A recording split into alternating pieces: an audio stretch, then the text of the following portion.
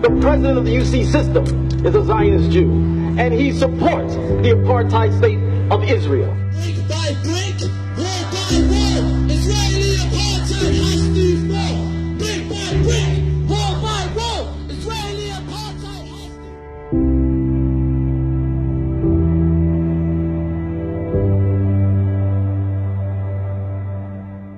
When I hear that Israel is an apartheid state, when people make that accusation, depending on the mood that I'm in on the day, I either pack out laughing or I get really, really angry, because it's an absolute lie.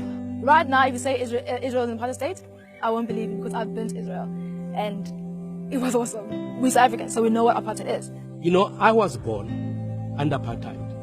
I grew up and lived under apartheid. So when people talk about apartheid, they can't tell me things I do not know.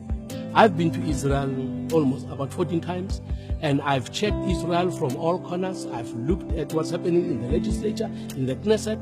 I've looked at what's happening in the streets, and I've concluded that what happened in the South Africa that was under the apartheid government does not exist in Israel. When people say Israel is an apartheid state, I don't understand what they're talking about, because I've lived in apartheid. I understand those laws that were reinforced. I saw practical.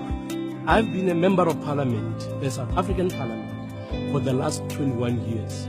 During apartheid in South Africa, you could never have black people in the parliament. Black people were not even allowed to vote. You go to Israel, you find members of the Knesset who are Arabs and Muslims, members of the Knesset who speak against their own government. In South Africa during apartheid, when black people spoke against their government, they were charged for treason. We couldn't go to the same schools. We couldn't use the same hospitals. In Israel, you have Arabs lying in hospital next to a Jew.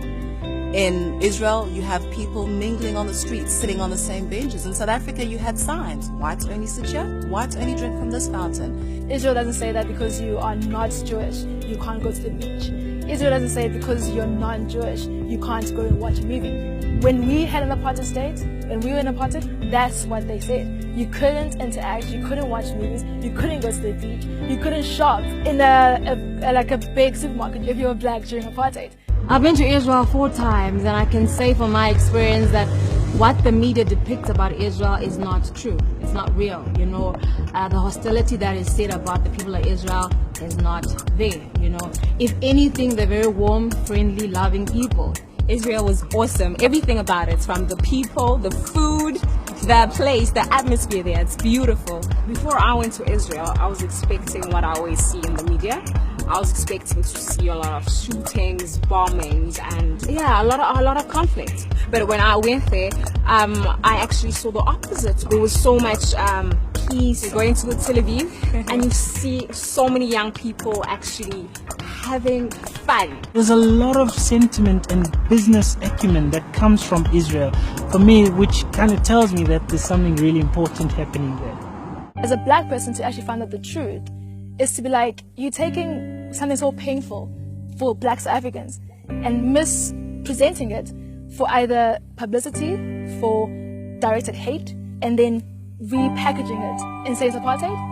Not cool. If the BDS and everybody else that's on their side was trying to actually accomplish something that was going to give hope, that was going to give life, that was going to encourage peace, you know, maybe let's have a conversation on that. But how dare you take that and use it to incite violence and use it to incite and encourage the destruction of a people just because you don't like them? It's disgusting. And the world needs to recognize that you are not only doing an injustice to the people that are in the Middle East, you are making what our parents went through, you're making the struggle a mockery. When you look at what was happening in a lot of Arabic countries in terms of black people, we find them being oppressed. And nobody's paying attention to that or bringing that to light. And that brings to me or says to me that there's bias reporting.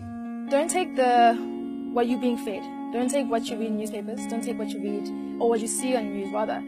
Go there and educate yourself. Open a book, a history book. Open a current book. Open anything that actually speaks truth. I got an opportunity to actually go to Israel and seek truth for myself, if I can say that. And it was mind-boggling to see just the misconceptions and just how it doesn't add up to what we see on TV. To my brothers and sisters, specifically in South Africa and specifically like me that are black, this war is real. It's a war for our history. It's a war for another nation's survival. There was once a time when people didn't want us to exist, when they didn't believe that we had a right to anything. And if we really want to do justice to our legacy, to do justice to the challenges that we were able to overcome, then we'll not only want to stand in solidarity with Israel and with the truth, but frankly with any nation that's under threat across the world. The one thing I always advise guys is wisdom is free. And that's what, for me, Israel kind of represents, is that wisdom, is that ancient wisdom where you can really plug into a system that works.